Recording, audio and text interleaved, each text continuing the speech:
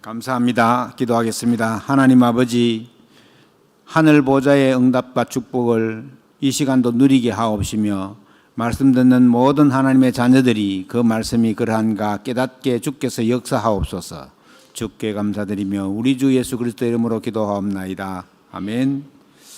우리 이제 새해는 새로운 출발을 2주째 지금 하고 있습니다.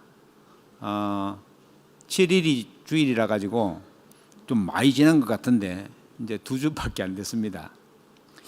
하나님께서는 오늘도 우리에게 말씀을 주시는데 새 포도주는 새 부대라는 말씀으로 여러분과 함께 하기를 원합니다.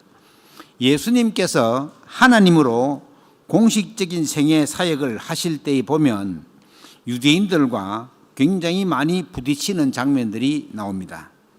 오늘 마태복음 9장에서도 배경에 보니까 예수님께서 중풍병자를 고치시고 연약한 자들을 치유하시면서 많은 말씀도 하시고 앞으로 예수님과 함께할 제자들도 부르시고 했습니다.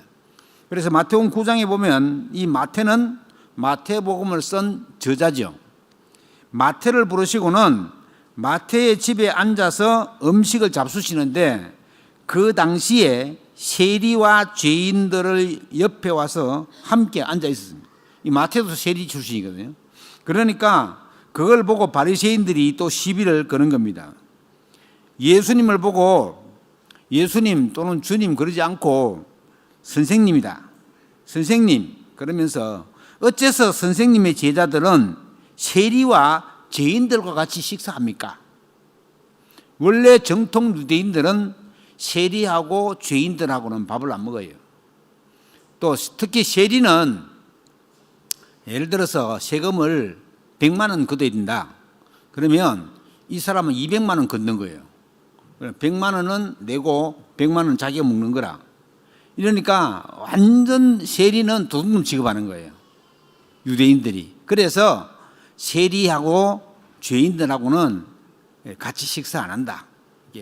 유대 율법에 그래 정해져 있어요. 그러니까 그렇게 되니까 왜 같이 밥 먹냐? 말하자면 자꾸만 예수님을 잡아 가둘 구실을 만들어 가는 겁니다. 유대인들 중에서 바리새인, 서기관, 제사장, 사두개인 이런 사람들은 율법에 사로잡혀 가지고는 율법을 잘 지켜야 구원받는 그런 주의라 가지고는 그들의 질문에 예수님이 대답을 하십니다. 건강한 자에게는 의사가 쓸데없고 당연하죠. 병든 자에게라야 의사가 쓸데있다. 나는 의인을 부르러 온 것이 아니고 죄인을 부르러 왔노라.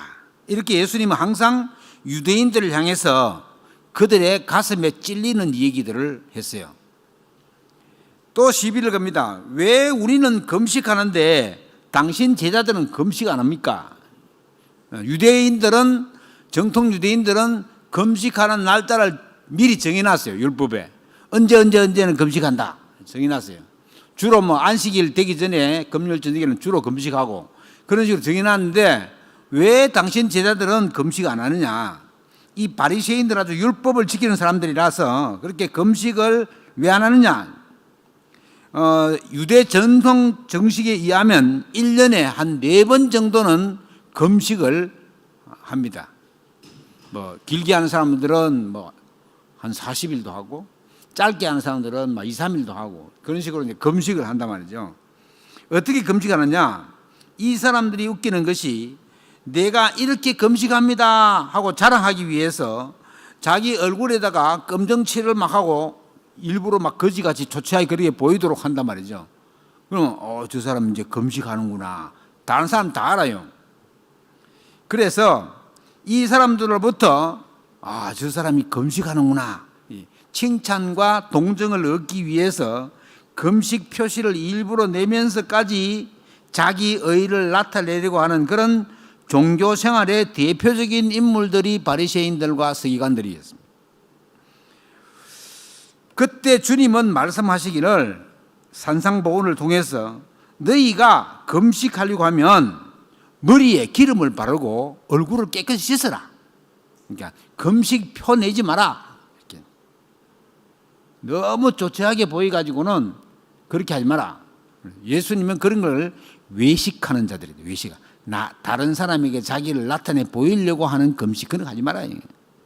유대인들은 또 웃기는 게 기도를 해도 길 모서리에 서가지고 손을 하늘로 들고 여호와 하나님. 왜 길 모서리에 서는 줄 알죠? 이쪽 길에서 오는 사람도 보고 이쪽에서 오는 사람도 보라고. 그런 식으로 하니까 이에 금식하는 사람들이 보이지 않고 오히려 은밀한 중에 계시는 네 아버지께 보이려고 기도해라. 이렇게. 거기에서 이제 골방 기도가 나온 거예요. 일부러 골방에 대해서 기도하는데 그 말이 아니에요. 그래서 기도에 관한 것도 바꾸라고 말씀하십니다. 그리고 의식주의에 관한 것은 기도하지 마라. 먼저 해야 할 기도부터 해라. 하나님 나라가 임하기를 기도해라. 그렇게 가르치셨습니다. 그러면서 예수님과 함께 있는데 내가 너희와 함께 있는데 뭐가 그리 슬프냐. 울지 마라. 그렇게 얘기해요. 신랑 되신 예수, 즉 나를 빼앗길 그날에 금식해라. 그러면서 오늘 16절 말씀해 보니까 생배 조각을 낡은 옷에 붙일 자가 없나니. 여러분 나이 많은 사람들은 배옷을 아는데 우리 렘넌트들은 배옷이 뭔지를 잘 몰라요. 그 삼나무 대마초라고 알죠. 대마초 만드는 이파리가 삼나무 이파리예요. 그 삼나무 줄기는 이 가느다랗게 이렇게 실처럼 쪄져요. 그래서 그걸 가지고 만드는 옷을 배옷이라 그럽니다. 그러니까 배옷 이게 헤어져 나오면 깁기도 어렵고 이거 막 가루처럼 이렇게 막 날린다고요. 그래 이제 배옷을 예로 들면서 이게 헌천을 갖다가 쇠천에 대 가지고 기우면은 이게 되겠느냐, 그런 말씀을 하시면 다 떨어진다는 말이죠. 그러면서 하시는 말씀이 또 새 포도주를 낡은 가죽 부대에 담으면 안 된다는 거죠. 이 낡은 가죽이 이 포도주가 발효가 되면은 부풀어 가지고 이 포도주가 낡으면 터져버려요. 그러니까 이제 그렇게 하지 말라는 거죠. 그러면서 예수님이 이제 그런 비유를 하시면서 하시는 말씀이 낡은 옷이나 낡은 가죽 부대는 바리새인들을 향해서 빨리 바꾸라고 하는 겁니다. 낡은데 그 새 거 잊지 마라 이 말이죠. 구약에서 하고자 하는 의미는 율법에 관한 제사법 등을 굉장히 좋은 뜻인데 거기에 매여 가지고 오신 그리스도를 반기지 않고 오히려 율법을 대 가지고는 예수님을 그 율법 아래 두려고, 예수님이 오셔가지고 모든 율법을 다 완성했는데도 불구하고 거기 묶여서 형식적인 종교생활, 그걸 가지고 예수님은 외식하는 자들을 굉장히 싫어하셨어요. 심지어 그렇게 외식하는 바리새인들 세관들을 보고 이 독사의 자식들아, 이렇게. 우리 개 먹하는 것보다 훨씬 더 심한 욕이에요 이게. 그래서 그렇게 되어버리는 거죠. 한마디로 말하면 이 바리새인과 서기관들은 그리스도를 놓친 삶이었고 예배였고 기도였다는 거죠. 예수 그리스도를 중심의 삼은 그런 삶과 예배가 전혀 되지 않았다. 그래서 예수님 공생의 3년 동안 빨리 낡은 전통과 교리와 제도 이런 것들을 바꾸라. 그러면서 그리스도 중심의 예배와 삶을 회복하도록 그렇게 말씀을 하신 겁니다. 그래서 오늘 말씀처럼 새 포도주는 새 부대라는 비유로 말씀하신 겁니다. 하나님은 하나님의 자녀들을 향해서 날마다 새 은혜를 주시기를 원하세요. 고인 물은 썩고 냄새가 납니다. 흐르는 물이라야 더러운 것도 씻어내리고 찌꺼기도 내려가고 깨끗한 물이 자꾸 흐른다는 말이죠. 특히 예수님은 자기 자신이 생수, 즉 살아있는 물이라고 말씀하십니다. 오늘도 하나님은 저와 여러분들을 향해서 새 은혜를 주실 줄로 믿습니다. 새 포도주는 우리에게 주신 언약 되신 그리스도를 의미합니다. 한 해를 새롭게 출발하면서 영원한 언약 되시는 예수 그리스도를 새 부대에 담는 은혜가 있기를 주의 이름으로 축원합니다. 구약의 율법, 즉 바리새인들이 묶여 있는 그것으로는 사람을 변화시킬 수 없습니다. 율법은 네가 죄가 있다 없다 이런 걸 판가름하는 거지 하나님의 은혜가 임하기는 힘든 것입니다. 예수 그리스도께서는 그리스도를 믿는 자에게 성령으로 거듭나게 하셔서 새로운 피조물이 되게 하셨습니다.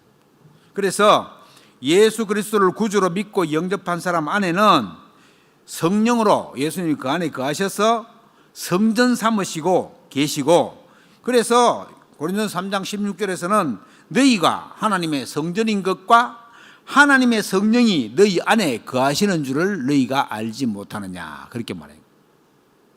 여러분, 우리 안에 하나님의 성령이 와 계십니다. 아무 냄새도 없고 아무 표시도 없습니다. 그러나 분명하게 와 계신다. 내가 확신 가지고 믿으면 그때부터 역사하시기 시작한다. 새 포도주는 새 가죽 부대에 담아야 된다. 자, 예수 그리스도께서 믿는 자들에게 그 속에 내주하시면서 우리를 인도하신다. 그리고 모든 믿는 자들이 모여서 교회의 주인 되신 그리스도를 섬길 때 교회를 하나님의 계획과 뜻에 맞춰서 인도해 나가신다. 그래서 베드로가 고백하기를 주는 그리스도시요 살아계신 하나님의 아들이십니다 라고 고백을 했고, 예수님이 축복하시기를 네가 이 반석 위에, 반석은 커다란 돌을 말합니다, 이 반석 위에 내 교회를 세우리니 엄부의 권세가 이기지 못하리라고 말씀합니다. 또 네가 땅에서 매이면 하늘에서도 매일 거고 땅에서 풀면 하늘에서도 풀린다. 그러니까 네가 기도한 대로 하나님이 다 응답하신다 이런 뜻입니다. 그래서 저와 여러분을 통해서 그리고 교회를 통해서 하나님께서는 하나님의 일을 지금도 이루어 가시고 계시고 지금도 진행 중에 있다는 사실입니다. 그래서 우리가 낡은 생각이나 복음에 유익되지 않는 것들 그리스도 이름으로 완전 결박하고 새 언약 되신 그리스도를 새 부대에 담는 축복이 있기를 축원합니다. 우리에게 주신 이 복음은 언제부터 온 거냐? 첫째로 영세전부터 감춰졌던 복음입니다. 저와 여러분이 태어나기도 전에 그리스도는 이미 존재하고 계셨고, 구약시대의 사람들은 그 그리스도께서 오실 것을 믿고 구원받았고, 너무 이제 안 믿어지는 소리 같지만 이것은 사실입니다. 예수님이 직접 얘기했어요. 너희 조상 아브라함은 내 때를 보고 기뻐하였느니라. 그것도 이제 막 바리새인들하고 서기관들은 막 발악을 하는 거죠. 아니 지금 우리 조상 아브라함 나이가 몇 살인데 니 지금 새파랗게 젊은 청년이 그렇게 하냐고 막 해댄 거예요. 그러니까 이게 영적으로 못 깨달으면 이게 하나님의 말씀이 전혀 자기들하고는 안 맞는 거예요. 율법을 갖다가 뭐 그냥 한두 가지도 아니고 800몇 가지 만들어 가지고 그거 다 지켜야 구원받는다고 생각하니까 얼마나 힘들었겠어요. 하도 안 믿으니까 예수님이 자꾸만 비유를 들어서 말씀하시면서 뭐라 했냐? 귀 있는 자들은 들을지어다. 이 말씀 많이 했어요. 요한계시도 보면 귀 다 있잖아요. 그런데 이 정통 유대인들은 귀가 있는데도 주님이 하시는 진리의 말씀을 듣지를 못하는 거예요. 자기들 귀에 안 맞는 거예요. 마태복음 16장에도 보면 베드로가 주를 그리스도로 고백하니까 예수님이 기뻐하시면서 예수님을 그리스도로 고백한 것은 사실은 그때 베드로가 처음이었습니다. 처음. 그러니까 어떤 사람은 베드로 고백하기 전에 어떤 사람은 세례 요한이라고 하지. 예수님을 보고. 세례 요한은 뭐 죄를 지적하고 그러면 사람이잖아요. 또 어떤 사람은 엘리야라고도 하지요. 어떤 사람은 에레미야나 선지자라고 하지. 오히려 그리스도라고 본 사람이 한 사람도 아니에요. 전부 다 예수님을 사람으로 보지 하나님으로 안 본 거예요. 그런데 베드로가 처음으로 예수님을 하나님으로 딱 본 거예요. 지금도 마찬가지입니다.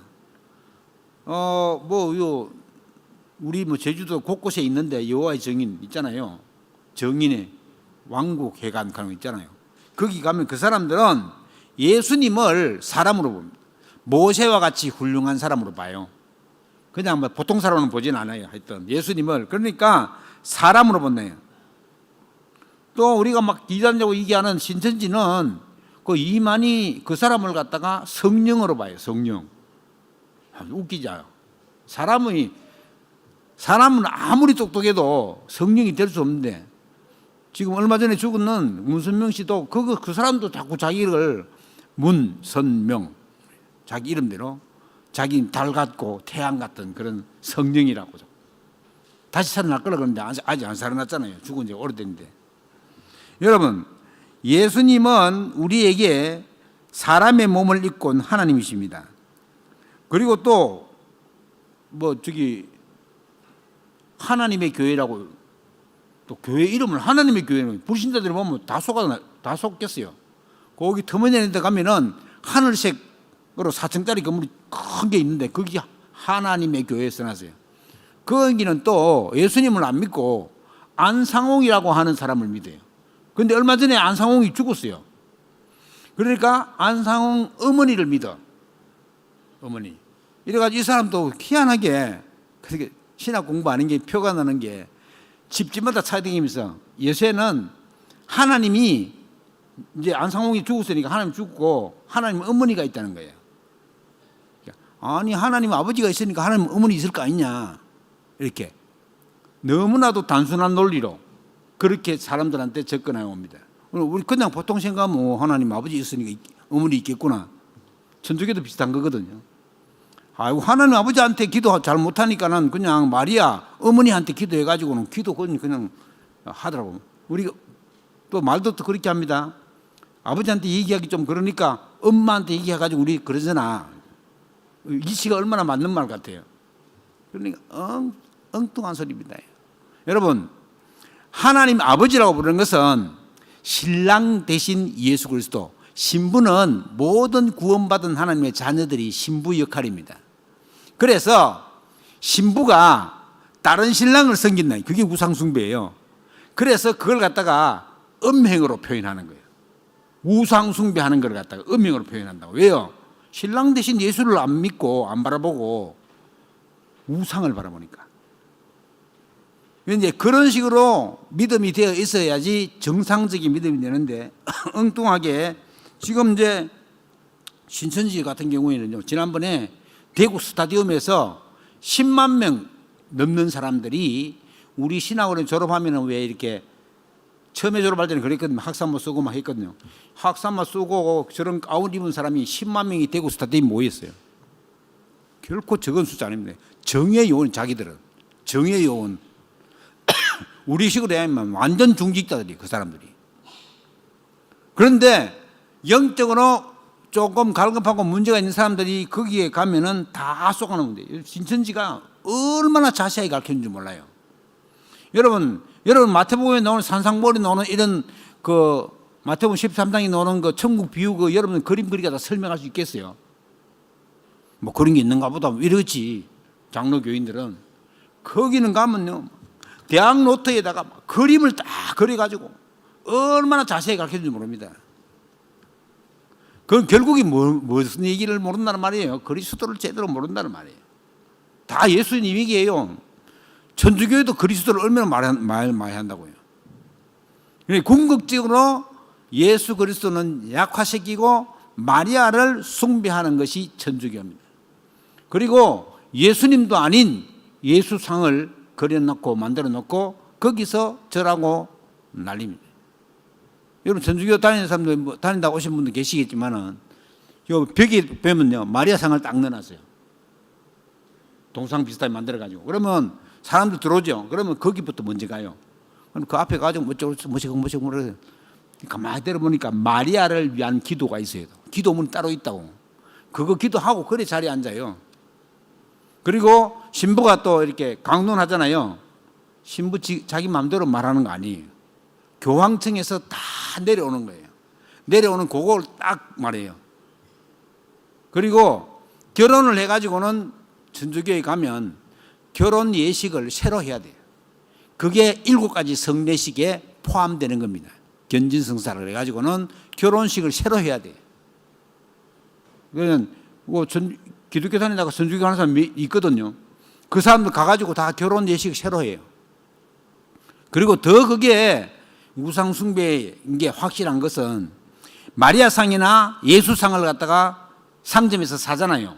사가지고 자기 집에 가져가가지고 거기서 기도하려고 하면은 신부나 수녀를 모셔가가지고 거기서 예배를 드려야 돼, 미사를. 그래야지 그게 효력을 발생해요. 이거는 무당이 부처나 그림 그려놓고 가가지고 부닥거리 해야지 능력을 발휘하는 거하고 똑같아요. 그러니까 그게 우상숭배 종교라는 겁니다. 몰라서 사람들이 거기에 현혹되고 있대요. 또 베드로가 고백한 예수님은 구주시며 하나님이라고 고백했는데 이 주님만이 우리의 원죄를 해결하시는 분이시다. 원죄 알죠? 원죄. 아담과 하와가 지어가지고 모든 인간에게 전가된 죄, 그걸 원죄라고 합니다. 내가 지은 죄가 아니에요.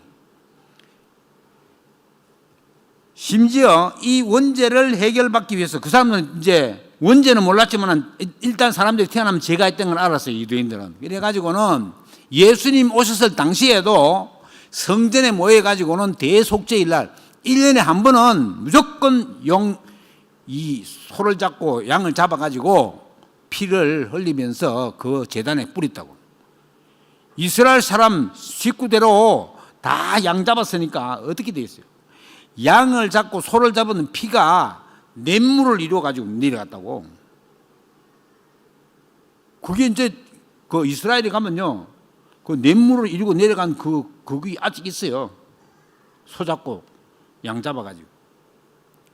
얼마나 제물을 드려서 죄 사함을 받지 못하면 그 사람들은 살 수가 없다고 생각했습니다. 근데 심지어 하나님이 그 이스라엘 백성들에게 성전을 만들으라고 했잖아요. 성막 만들으라고 성전 만들고. 지성도 만들어가지고는 그 대제사장은 허리에다가 밧줄을 딱 묶어가지고 옷가에는 방울을 달았어요. 방울. 그래가지고는 대속죄일 날 이 대제사장이 범죄했는데 불구하고 피를 안 바르고 지성소로 썩 들어가면 하나님이 죽여버렸어요. 그래야 딸랑딸랑 소리가 안 나고 이러면 가서 데리고는 못 나와요. 데리고 대제사장 외에 다른 사람 들어가면 그 사람도 죽었어요. 그러니까 허리 묶어둔 밧줄 있잖아요. 그걸로 쓱 꺼내가지고는 그래가 다시 교체가 들어가고 이랬어요. 자, 그러한 죄를 용서하는 유일한 길이 바로 그리스도께서 오셔서 우리 죄를 대신해서 십자가에 죽는 일이었습니다. 그래서 예수님이 십자가에 죽지 않으면 우리 죄가 대신 용서되지가 않아요. 우리 모두는 구원받기 위해서는 예수 그리스도의 십자가 보혈을 믿어야 하는 거예요. 아, 주님께서 내 죄를 대신 짊어지셨구나. 믿어야 합니다. 그것도 이제 그것만 또 믿으면 안 돼요. 세 가지요, 세 가지. 예수님이 하나님 만나는 길을 여셨어요. 아무도 내가 하나님 만나는 길이라고 말한 사람은 예수님밖에 없어요. 내가 곧 길이요 진리요 생명이니 나로 말미암지 않고는 아버지께로 올 자가 없느니라. 분명하게 얘기했어요. 예수님보다 500년 더 일찍 온 석가도 길을 찾지 못했다고 얘기했어요. 그렇게 훌륭한 사람입니다. 그러니까 예수님이 하나님 만나는 유일한 길이에요. 그게 참 선지자적인 사명이에요. 그 다음에 아까 죄 문제는 참 제사장. 그러니까 예수님은 단번에 우리의 모든 죄를 십자가에 못 박았다. 대신 그리고 다시 살아나심으로 사망 권세를 이기시고 만왕의 왕으로 우리에게 오셨다. 그래서 왕, 선지자, 제사장 이 세 사람을 임직할 때 그 머리에 기름을 부었어요. 그래서 그리스도라는 말은 기름 부음을 받은 자라는 뜻이에요. 그래서 예수 그리스도 그러면은 예수는 이름이고 그 그리스도는 직책이에요. 직책. 윤석열 대통령, 윤석열이 이름이고 대통령은 직책이듯이. 윤석열이 왜 중요해요? 그 사람이 대통령이기 때문에 중요한 거예요. 왜 우리가 그리스도를 믿습니까? 그가 예수님이 그리스도이기 때문이에요. 예수는 이름이 있어요. 김예수도 있더라고요. 김예수. 그 전화번호 쳐보는 게 김예수가 있어. 그런 걸 갖다가 방지하기 위해서 그리스도라는 직책을 딱 붙여놓은 거예요. 죽었다가 다시 살아난 자가 아니면 그리스도가 될 수가 없습니다. 그래서 지금 우리가 편하게 와서 예배의 자리에 와 있는 것도 양 안 잡아도 되는 것도 다 예수 그리스도 덕분입니다. 우리의 죄는 해결받을 수가 없습니다. 왜요? 사람은 절대 사람의 죄를 해결합니다. 죄 없는 사람이 우리 죄를 대신해서 죽어야 우리 죄가 용서돼요. 안 그러면 우리가 죽어야 돼요.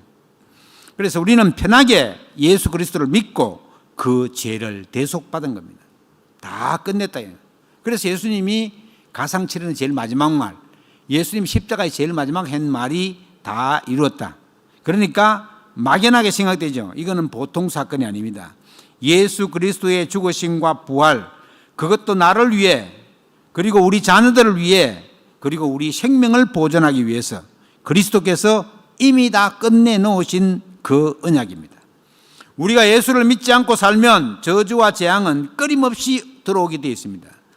저 종교에서는요, 죄를 지으면 죄 지은 대로 보응을 받는다고 합니다. 죄를 지은 만큼 그 대가를 지불하게 되어 있다고 말합니다. 인간이 지은 죄값을 예수님이 대신 갚으셨다는 사실, 얼마나 감사한 일입니까? 감사합니까? 감사 안 합니까? 전혀 감사하지 않는 그런 표정으로 앉아 계시네. 다른 것 가지고 불평할 거리가 아무것도 없습니다. 그럼 우리는 불평할 자격이 없어요. 일단 죄에서 빠져나오지 못하면 보이지 않는 마귀에게 붙잡혀가 살아야 되는데, 그래서 바울은 그 그리스도를 핍박한 과거의 자신의 일들이 너무나도 부끄럽고 죄스러워서 날마다 구원의 감사와 감격이 있기를 기도한 것입니다. 다윗은 아직 그리스도께서 오신 것을 보지도 못했는데도 얼마나 그 감사와 감격 속에 살았는지 모릅니다. 이 그리스도의 비밀을 모르는 사람이 너무 많기 때문에 마태복음 16장 20절에 보면 베드로가 주를 그리스도로 고백한 이후에 예수님이 그를 축복하시면서 아무에게도 말하지 말라, 그렇게 말해요. 왜요?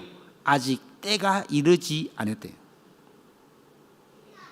말해도 알아듣지 못하기 때문에. 그래서 주님은 귀 있는 자들은 하나님이 하신 말씀을 들을지어다, 이렇게. 오늘 예배하시면서 영적인 귀가 열리는 응답이 있기를 바랍니다. 두 번째로 그 영세전에 감추어졌던 귀한 복음, 지금 나타나신 바 되었다고 했습니다. 지금입니다. 지금 우리에게 나타나신 이 복음의 능력. 지금 무엇으로 나타났습니까? 하나님의 말씀으로. 지금 말씀하시고 말씀대로 이끌어가고 계십니다. 무엇을 위해서 그럽니까? 구원의 역사를 이루기 위해서. 제일 중요한 것은 인간은 일단 구원부터 받아야 합니다. 그리스도께서 우리를 위해서 죽으시고 부활하지 않았다면 우리는 하나님을 만날 수가 없습니다. 그래서 하나님 만나는 길을 여시기 위해서 예수님은 죽으시고 다시 살아나셔야 되는데, 지금 이 예수님이 성령으로 우리와 함께 하시고 우리 가운데 역사하고 계십니다. 눈에 보이지 않게 영으로 역사하십니다. 이 사실을 귀가 열려져서 듣고 믿는 자는 복이 있다고 말하는 겁니다. 즉, 내 것이 된다. 왜 자꾸 이렇게 강조하느냐? 예배 때마다 강조하고 왜 반복하느냐? 우리는 하나님의 형상으로 지음받은 영적인 존재이기 때문에 성삼위 하나님과 함께 누리지 못하면 절대로 행복한 삶이 안 되는 것입니다. 아이고, 나는 막 너무 해도 안 되는데요. 고칠 게 너무 많이 있어서 잘 안 되는 것처럼 보입니다. 지금 되고 있는 중입니다. 되고 있는 중이에요. 내가 잘 안 되는 거는 내가 워낙 상처가 많아서 하나님이 나를 고치는데 시간이 좀 걸리는구나, 이렇게. 그렇게 이해하시면 돼요. 내가 지금 수리 중이구나. 다른 사람이 못 보는 것을 볼 수 있는 은혜를 하나님이 반드시 그렇게 깨닫고 기도하면 주십니다. 하나님이. 왜냐하면 우리는 예배도 드리고 기도도 하고 문제 오면 하나님의 뜻과 계획을 발견하고 막 발부둥치죠. 이렇게 하고 있는 사람 그 자체가 은혜와 축복이다. 그래서 때가 되면 하나님이 문들을 열어가지고 우리에게 응답을 하시는 것을 알 수 있습니다. 지금 그래서 일어나는 모든 일은 하나님이 응답의 축복을 열어가는 과정으로 보면 되는 것입니다. 그래서 낙심하거나 포기하지 않으면 무조건 됩니다. 세 번째로 영원 전부터 감춰졌던 복음이 때가 되어서 지금 우리에게 나타났다. 그럼 앞으로 어떻게 되느냐? 세세 무궁하도록 하나님의 영광을 받으실 것입니다. 끝이 없습니다. 영원하다는 말은 저와 여러분이 구원받았다는 것은 없어지지 않는 영원한 세계로의 부름입니다. 이게 추상적으로 그러면 천국 가겠지 이게 아닙니다. 우리의 다음 세계는 연결되어 있어. 그래서 연결식이라고 얘기하잖아요. 죽은 걸. 그래서 여러분, 저와 여러분들은 구원받았기 때문에 영원히 같이 갈 것입니다.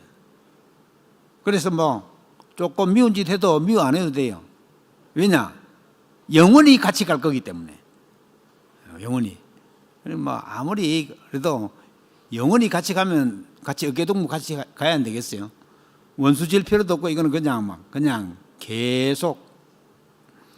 여러분, 가족들이 지켜보는 중에서 죽는 사람 있잖아요. 여러분 양지공원에 가봤습니까? 다 죽어가지고 영혼이 다 떠났는데 이미. 그 이제 화로 앞에 나가서 예배를 다 드리고 이제 들어가는 거예요. 중이 와서 할 때도 있고. 그 이제 들어가면 뭐 하는지 알아요? 불 들어간다 나오랍니다. 이름 부르면서 나오라고 막. 지금 영혼이 다 하나도 없고 아무도 지금 시체 그것만 지금 들어가가지고 태워가지고 나오면요 진짜 한 줌밖에 안 돼요. 가라가 나오면. 그런데 막 불신다 들으면 멋이야 부르면 불 들어간다가 나오라는 거예요. 지금 그 죽어가지고 영혼이 떠나간 사람이 나옵니까? 네. 그래 여기저기서 막 불을 막 불러요. 모르니까 어쩔 수 없이 그렇게 되는 거죠. 사람은 이게 성경에 말하는 것들은 너희가 흙으로 왔으니 흙으로 돌아간다는 의미밖에 없습니다. 예수 믿는 저와 여러분은 하나님이 하늘에 속한 신령한 복을 주시기 위해서 부르셨다는 사실입니다. 여러분, 우리의 삶과 죽음이 연결되어 있다는 사실 이해가 되십니까? 영적인 세계는 영원한 무한 세계입니다. 끝이 없습니다. 끝이 없는 세계를 우리가 하나님과 함께 하고, 그렇지 않으면 안 믿으면 마귀와 함께 해야 되는데, 예수님이 영원한 분이시기 때문에 예수 그리스도께서 주인으로 계시는 우리 영혼도 주님과 함께 영원히 사는 것입니다. 그래서 눈에 보이는 의식주를 위해 사는 것이 아닙니다. 특히 우리 부모님들은 아이들의 영적 상태를 점검하고 체크해야 된대요. 공부 열심히 해가지고 좋은 성적 받아서 내가 하고 싶은 거 네 마음대로 하면서 좋은 대학 나와서 성공해서 나무르지 않게 살아야 된다. 그런 소리는 안 해도 됩니다. 그건 전부 다 네가 창세기 3장, 6장, 10장에 빠져가지고 실컷 고생하며 살아라 이 말이에요. 영적으로는. 이 보통 얘기가 아닙니다. 엄청난 차이가 납니다. 저를 비롯해서 우리 세네 성도 여러분, 세세 무궁하도록 영광 받으실 예수 그리스도를 위하여 주를 높이고 그를 찬양하며 영광 돌리는 삶을 살아야 될 줄로 믿습니다. 주님 말씀하십니다. 내가 세상 끝날까지 너희와 항상 함께 하리라. 우리 육신의 삶은 우리가 죽는 날에 끝납니다. 이 세상 사는 동안에 예수 그리스도와 함께 평안한 삶을 살다가 죽음 이후에도 영원 무궁토록 주를 찬양하는 삶이 바로 우리의 삶입니다. 그러니까 속 터질 일이 없습니다. 하나님은 언약 가진 하나님의 자녀를 놓치지 않습니다. 끝까지 지키시고 인도하십니다. 그런데 그 언약의 여정을 가는 과정 중에 내가 가지고 있는 옛 생각, 옛 체질 때문에 하나님의 사랑을 놓칠 때가 많이 있습니다. 그래서 우리는 새 부대를 늘 준비하고 있어야 된다. 어떻게 준비합니까? 이미 저와 여러분은 싹 다 받았어요. 다 받았어요.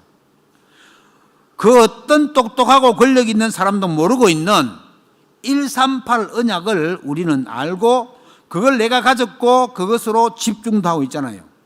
새 부대에 계속 언약을 담으면 됩니다. 창세기 3장 사건이 언제 사건입니까? 그 사건이 지금도 여전히 우리 주위에 있습니다. 언제 어떤 방법으로 속일지를 모릅니다. 수시로 우리 자신들을 점검해야 됩니다. 네가 최고다. 마귀가 속이는 소리. 내가 최고 아닙니다. 내가 하나님 믿고 있는 사람인데 어떻게 내가 최고입니까? 하나님이 최고지. 이렇게 사람들은 자꾸만 쏟깁니다. 그래서 예수 그리스도께서 다 끝내 놓으셨기 때문에 이 사실을 놓치면 마귀만 좋아합니다.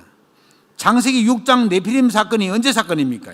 홍수 사건인데 지금도 이런 사건이 계속되고 일어나고 있습니다. 더 이상 세상의 노예가 되지 않아야 합니다. 더 이상 물질의 노예가 되지 않아야 됩니다. 하나님이 우리에게 주신 사명 감당할 때 회복되는 것이 경제 회복입니다. 자녀들 할 때요, 자기도 모르게 뭐 사달라고 하면 돈이 없어서 못 사, 이런 말 하죠. 뭐 없는 건 사실인데 막 너무 돈이 없어서 그러면 자녀들이 그게 각인되는 거예요. 우리 집은 돈이 없구나. 복음이 각인되어도 될똥말똥한데 이게 너무 가난하구나, 돈이 없구나, 큰일입니다. 그런 얘기들은 자녀들한테 안 하는 게 좋습니다. 세상의 물질적인 노예 되지 않도록 잘 설명해야 됩니다. 그리고 바벨탑 사건이 이게 언제 사건입니까? 우리의 말이 아직 흩어지기 전의 사건 아닙니까? 하나님이 우리에게 주신 사명을 감당할 때에 이게 바벨탑 사건도 뛰어넘을 수 있다. 계속 높아지려고 하는 것이 인간의 욕망이요. 이 창세기 3장, 6장, 11장 세 가지 사건은 하나도 없어도 이게 다 해결돼요. 지금 이게요, 그대로 지금도 여전히 역사하고 있습니다. 그래서 우리는 138 언약 중요합니다. 138이 뭡니까? 사도행전 1장 1절, 사도행전 1장 3절, 사도행전 1장 8절, 그리스도 하나님 나라 성령 충만의 정인, 이 말씀이 오직 되지 않으면 언제든지 속을 수 있다. 나는 문제가 많은데 어떻게 합니까? 다시 출발하면 됩니다. 전혀 문제가 되지 않습니다. 나는 언약 잡고 기도하는데 왜 잘 안 됩니까? 하나님 앞에서 진실되게 기도하면서 기다리면 됩니다. 그냥 기다리는 게 아닙니다. 진실되게 기도하면서 기다립니다. 동기 가득히 담고 하는 거 말고 정말 하나님 앞에서 진짜로 기도해 보면요, 하나님께서 필요 없는 것은 다 제거하시고 필요한 부분들도 다 하나님이 바꿔가시면서 변화를 주시고 응답하신대요. 너무나 기가 막히게 하나님의 연잔맷돌은 하나도 빈틈없이 싹 갈아가지고 천천히 갈아갑니다. 하나도 실수가 없대. 하나님은 우리 인간이 실수를 하지 하나님은 실수도 없습니다. 그냥 이게 막 그대로 가르고 나갑니다. 그렇기 때문에 절대 낙심할 필요가 없다. 하나님 주신 영원한 작품 이때 나옵니다. 성삼위 하나님은 저와 여러분 편입니다. 편으로 따지자면 하나님 우리 편이에요. 그렇기 때문에 무엇을 입을까, 무엇을 먹을까 염려 안 해도 하나님은 다 아시고 우리의 필요를 채우시는 분이네요. 또 어떤 분들은 생각이 앞서가지고 하나님이 서서히 진행하시는 것보다 먼저 앞에 가 있는 사람도 있습니다. 시간표가 아직 안 됐는데 내가 먼저 저 앞에 가 있으면 그러면서도 응답 안 된다고. 하나님이 응답하신 시간표를 탁 보고 차근차근 따라가야 되는데 자기가 먼저 막 서둘러 가지고 가 있어. 그래가지고 응답 안 온다고. 응답하지 오늘 시간표가 안 된대요. 그럼 학생들 그런 경우 많아요. 목사님 나 응답이 안 와요. 지금 뭔데요 응답이? 네가 지금 국회의원 될 나이가, 지금 부자 될 나이가, 지금은 성실히 공부해야 될 나이인데 무엇이 응답이 안 와가지고 자기 안 좋다고. 여러분, 하나님 자녀는 하나님 주시는 확신 가지고, 우리가 5가지 확신이 있잖아요. 이 확신을 가지고 나를 지키는 자, 살리는 자, 파수꾼의 사명을 가지고 그 어떤 것에도 묶인 것을 풀어가는 그런 은혜가 있기를 주의 이름으로 축원합니다. 안 그러면 새 포도주를 새 포도에 안 담으면 터져버립니다. 영원토록 우리와 함께 하시고자 약속하신 하나님의 언약을 우리 마음속에 새기고 간직하면서 뿌리 내리고 체질이 되고 해서 성삼위 하나님이 우리의 영광이 되는 그런 축복이 여러분 속에 있기를 주의 이름으로 축원합니다. 기도하겠습니다. 참 감사합니다. 하나님, 영세전부터 감춰졌던 복음을 지금 우리에게 나타나신 바 되어 영원토록 영광받으신 하나님 앞에 감사를 드립니다. 낡은 생각, 낡은 의식들을 다 낡은 가죽부대 다 벗어버리고 하나님이 주시는 언약을 마음껏 담는 새 그릇으로 준비되는 한 주간 되게 주께서 역사해 주옵소서. 주께 감사드리며 우리 주 예수 그리스도 이름으로 기도하옵나이다. 아멘. 찬송가 401장입니다.